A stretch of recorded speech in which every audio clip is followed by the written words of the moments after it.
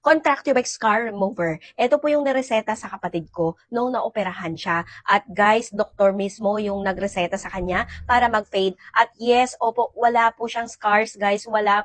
As in, nag-fade po talaga. Kaya Contractive Gel, Scar Remover, pwede nyo pong gamitin to sa mga scars sa binti nyo or kung saang parts man yan sa katawan nyo. Maganda po talaga siyang gamitin guys. As in, nire-recommend po to ng mga doctors guys. Kasi ito po din yung ginagamit ko dati pa. Sa old scars and new scars, pwede nyo pong gamitin. Paano gamitin? Mag-apply lang kayo nito umaga at saka gabi. Basta linisan nyo po muna ang inyong damaged skin bago mag-apply nito. Guys, Contractive Scar Remover, maganda po talaga siya. Kahit sino po yung magsabi, nakakapag-fade po talaga ng scars ito. Lalo na kapag bago pa yung scars nyo, mas mabilis po mag-fade mga mi. Kapag old scars naman, pwede po ninyong applyan nito guys at pagtyagaan nyo lang po talaga applyan kahit old scars pa yan, mawawala po talaga. Tignan nyo naman yung sinasabi ni Mima. Guys, available na po dito sa ating Yellow Basket.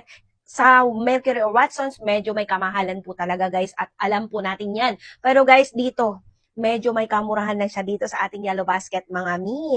Available na siya ulit. Bihira po to ma-available dito sa ating Yellow Basket. Kaya ano pa hinintay mo?